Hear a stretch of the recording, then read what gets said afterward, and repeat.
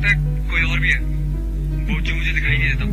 मेरे घर में एक कमरा है जो कि हर वक्त बंद रहता है और इसमें से इतनी आवाजें आती हैं, शोर की आवाजें, चीखों की आवाजें। I was walking by this graveyard and I saw this girl. She was like 5 feet up in the air, man. It was scary. क्या आप यकीन रखते हैं उन अनदेखी मखलूकों पर जिन्हें आप हकीकत में नहीं देखना चाहते?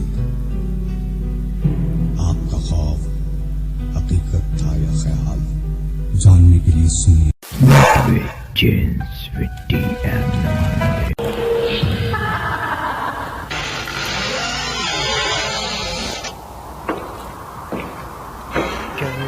मुझे निकाल के पछता रहे हों आप। महफिल में इस ख्याल से फिर आ गया हूँ मैं। खुशामदीद, आप सुन रहे हैं मेरा प्रोग्राम मीट विद जिन्स। आज का वाक़या लाहौर से अरसाल किया है एक साहब ने, आपकी सिमातों तक पहुँचाने जा रहा हूँ एक नहायत दिलचस्प वाक़या। तो आइए सुनते हैं इनकी ज़बानी। आज एक जो सच्ची कहानी है वो आपको सुनाने से पहले एक और वाक़या है जो मैंने आज ही पढ़ा और मुझे बहुत अच्छा लगा, तो मैंने कहा उसको भी आपके साथ शेयर करूं, क्योंकि एक पाकिस्तान की बहुत बड़ी हस्ती, पाकिस्तान का बहुत बड़ा फ़ख्र, बहुत बड़ा नाम जो अब इस दुनिया में नहीं है, उनकी ज़ात से ये जुड़ा एक सच्चा वाक़या है जो उन्होंने रेडियो पाकिस्तान के एक प्रोग्राम में ख़ुद से सुनाया था। तो आज मेरी नज़रों से गुज़रा उनका वो वाक़या। तो मैंने कहा कि आप हॉरर स्टोरी सुनते हैं, जिन्नात की कहानियाँ सुनते हैं, गायकी मौसीकी का एक बहुत बड़ा नाम उस्ताद अमानत अली खान, सब लोग उनके नाम से वाकिफ़ हैं। ऐसे नाम कभी भी ख़त्म नहीं होते, जब तक ये दुनिया है ऐसे नाम, उनके गाए हुए गीत दुनिया हमेशा याद रखेगी। बहुत से लोग इस दुनिया में आए चले गए, लेकिन उनका किया हुआ किरदार, उनका काम, या वो एक ऐसा काम जो कर गए जो हमेशा याद रखा जाएगा, उसमें बहुत सारी हस्तियां हैं। ईदी साहब गुजरे, मैं नाम लेने बैठूंगा शायद किसी का नाम मिस भी कर जाऊं। उनकी जिंदगियों में भी जिन्नात के कोई ना कोई वाक़यात जुड़े रहते थे और उन्होंने सुनाए भी। तो जब उस्ताद अमानत अली खान साहब जो एक सुर के बादशाह थे, उनके साथ भी जिन्नात ने क्या वाक़या किया, तो कोशिश करूंगा। उन्होंने तो बड़ी हस्ती थी, अपने अंदाज में सुनाया, तो मैं उसको इस अंदाज में कोशिश करूंगा सुनाऊं कि महसूस हो जिस तरह आप स्टोरी में सुनते हैं और उस जगह पे अपने आप को पाते हैं। अच्छा, उनकी ज़िंदगी की सबसे अहम बात, उनकी आखिरी गाए हुआ गीत इन शाजी उठो अब कूच करो, इस शहर से जी को लगाना क्या। ये जब उन्होंने गाया, ये वाला जब गाना गाया उन्होंने, इस शहर से जी को लगाना क्या, उसके बाद ही वो इस दुनिया से चले गए थे। और वो कहते हैं इसको गाने के बाद जब वो इस दुनिया से गए तो बहुत से जुबानों पे एक ऐसे अल्फाज भी थे जैसे वो जानते थे इस बात को, तभी उन्होंने इसको इस अंदाज में गाया कि लोग तो अश अश कर उठे, लेकिन उनके इस तरह दुनिया को छोड़ के जाने के बाद भी लोग हैरान हो गए, क्या गा गए, और साथ ही दुनिया को भी छोड़ गए। वो कहते हैं उस्ताद अमानत अली खान साहब की उम्र तकरीबन 9-10 साल थी। मुख्तलिफ मुल्कों में अपने वालिद साहब के साथ ये जाते थे। बचपन से ही जब इन्होंने बोलना शुरू किया, कोई 4-5 साल के ही थे, तो वालिद इनको अपने साथ बिठा लिया करते और इनको रियाज करवाया करते थे, प्रैक्टिस करवाया करते थे। जितने भी बड़े बड़े नाम गुजरे हैं, इन्होंने ऐसे नाम नहीं बनाए, उनके पीछे बहुत बड़ी उनकी प्रैक्टिस है, बहुत बड़ा उनका रियाज है। तो इस उम्र से ही उन्होंने प्रैक्टिस करनी शुरू कर दी। सुबह दिन शाम जब जब टाइम मिलता वो वाले साहब उनको बैठ के प्रैक्टिस कराया करते थे। और अगर बाहर वो जा रहे हैं तो उस्ताद अमानत अली खान साहब को अपने साथ लेके जाते। वो कहते हैं एक दफ़ा का वाक़या है, इंडियन पंजाब के शहर पटियाला में राजमहल के करीब शेरावाला गेट में वाक़ एक हवेली है। ये रिहाइश इंडिया में जो है वो लोग जानते होंगे इस रिहाइश को। तो कहते हैं उस हवेली में मैं रिहाइश पसीर था। वालिद साहब यकीनन वहाँ पे अपने फ़न का मुजाहरा करने के लिए गए हुए थे, तो मैं भी उनके साथ उस ट्रिप में था, एक बच्चा ही था। लेकिन आज भी जब उन्होंने वो वाक़या सुनाया, उस वक्त जब उन्होंने सुनाया था, कहते हैं आज भी ये वाक़या मुझे ऐसा लगता है जैसे कल का वाक़या हो, जबकि उम्र उस वक्त 9-10 साल थी और वाक़या सुनाते हुए माशाल्लाह बहुत बड़ी उम्र थी उनकी। आधी रात का वक्त था और मैं रियाज कर रहा था। बहुत से लोग रियाज से शायद वाकिफ ना हो, तो प्रैक्टिस कर रहा था। सब लोग अपने कमरों में सोने के लिए चले गए थे और एक हाल नुमा बहुत बड़ा कमरा सा था, मैं उस पर मौजूद था और मैं राग मालकौंस, जिसको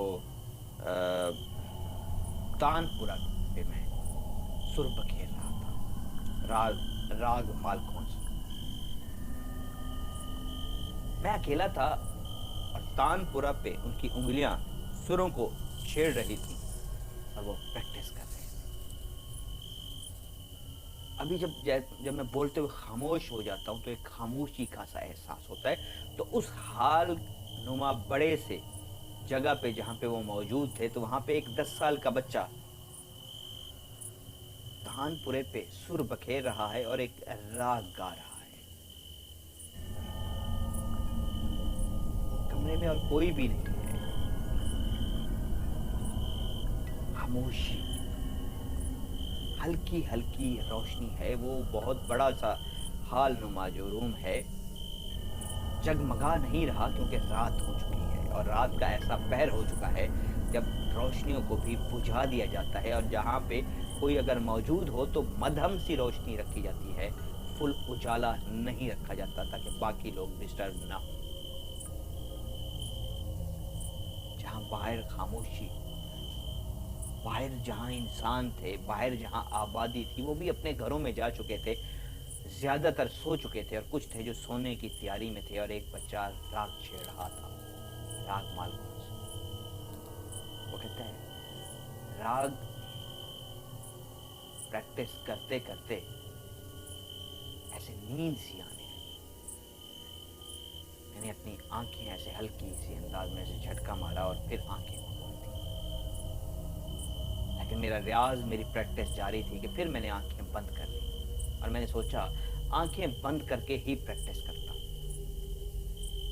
तो कहते हैं मैंने आंखें बंद कर ली और मेरी उंगलियां तानपुरा पे थी। तानपुरा पे वो गा नहीं रहे थे, अब वो बजा रहे थे। तानपुरा के जो तारे थी, उसके जो सुर थे, वो बखेर रहे थे। आंखें बंद थी तो वहीं पे उनके कानों में उसी राग को किसी ने गाया और इतना सुरीला गाया कि जो आंखें थकावट से बंद थीं, अब वो सुर को सुनने की वजह से एक जिस तरह मस्ती के से अंदाज में बंद होती हैं, हा, उस अंदाज में आंखें बंद हो गई। और उनके छोटे भाई फतेह अली वो राग गा रहे थे। वो समझ गए कि मैं जब प्रैक्टिस कर रहा था तो छोटा भाई भी साथ आ गया और उसने मेरी उंगलियों को सुर बखेरते देख लिया, तो साथ ही उसने गाना शुरू कर दिया, उस राग को गाना शुरू कर दिया। लेकिन क्या आंखें तो मेरी बंद थी, लेकिन मेरे कानों ने आज भाई को इतना सुरीला गाता हुआ सुना। वो इतना ज्यादा अच्छा गा रहा था, इतना सुर में गा रहा था कि आंखें बंद किए मुझे कहना पड़ गया, वाह वाह वाह वाह, क्या बात है। اور یہ میں نے اس انداز میں کہا جیسے مجھ پہ جادو سا ہو گیا ہو، جیسے میں نشے میں ہوں، جیسے میں مست سا ہوں۔ وہ جادو تھا، وہ کمال سریلی آواز تھی، وہ کمال سر میں گایا جا رہا تھا، اور شاید فتح علی نے اس سے پہلے اتنا سر میں نہیں گایا تھا۔ میں اسی انداز میں، مست سے انداز میں آنکھیں بند کیے اس سر کو، اس راگ کو انجوائے کر رہا تھا کہ مجھے اندازہ ہوا تان پورا ایک تو میرے پاس ہے، ایک اور تان پورا لے کے کوئی سیڑھیوں سے نیچے اتر رہا ہے۔ اب تان پورا بہت اونچی آواز میں بج رہا ہے، اور وہی جس سر کو سن کے میں مست ہو چلا تھا اب اور اونچا گایا جا رہا ہے۔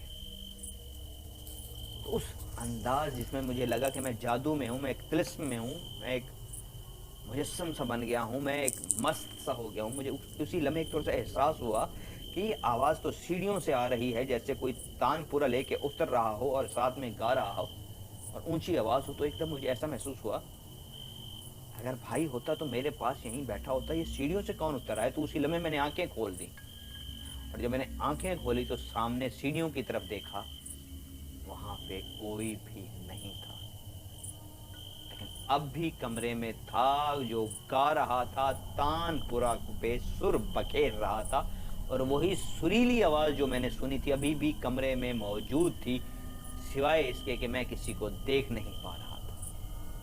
ایک دم سے میں گھبرا گیا اور بھاگا اس کمرے کی طرف جہاں پہ والد صاحب موجود تھے۔